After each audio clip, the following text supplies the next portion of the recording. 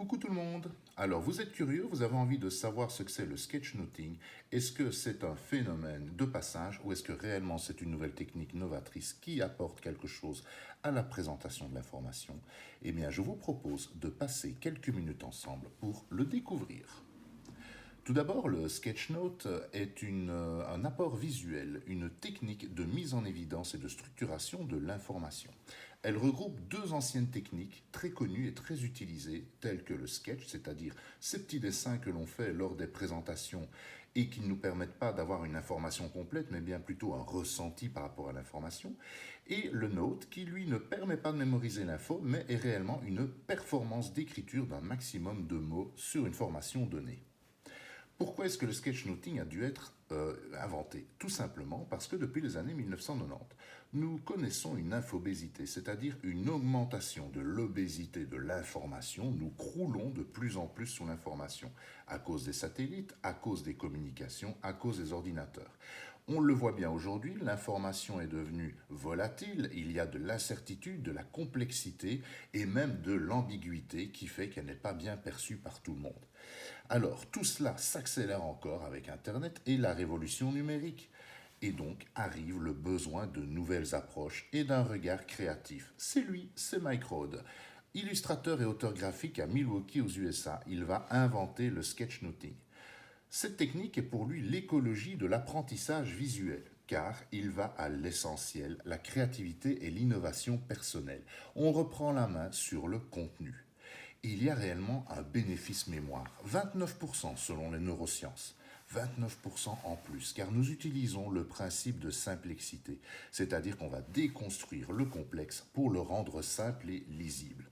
Alors, Mike Rohde a écrit des livres sur la technique, mais attention, ceux-ci sont empreints de la culture américaine et ne correspondent pas tout à fait aux valeurs culturelles que nous avons en Europe, donc on peut s'y perdre. Par contre, ces livres, ils ont mis 10 ans à nous arriver et à être traduits en français. Mais ils vont nous donner une série de techniques sur la prise de notes. Alors vous croyez que le sketchnoting c'est nouveau? Pas du tout. Regardez, en plus d'être coach, il travaille pour Apple. Et nous avons une Allemande à gauche, Eva Lotalam, qui elle est designer et qui va utiliser le sketchnoting pour créer des livres sur le yoga qui font référence auprès des professeurs mondiaux. Elle travaille également chez Yahoo, Google, Skype, et attention, preuve que le sketchnoting est vraiment important, les magasins Zara l'utilisent et Netflix également.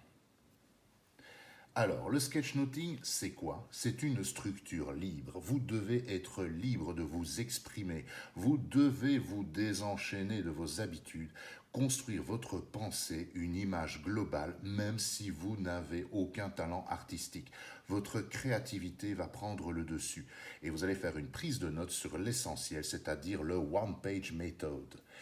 Les activités consoeurs qui vont aider à nourrir le sketchnoting peuvent être le mind map, la pédagogie positive, la pleine conscience et oui, mais également les intelligences multiples telles que les octophones. Par contre, le sketchnoting, ce n'est pas des cahiers visuels de graphisme, ce n'est pas du doodle art, c'est réellement une technique qui va nous permettre de structurer une information.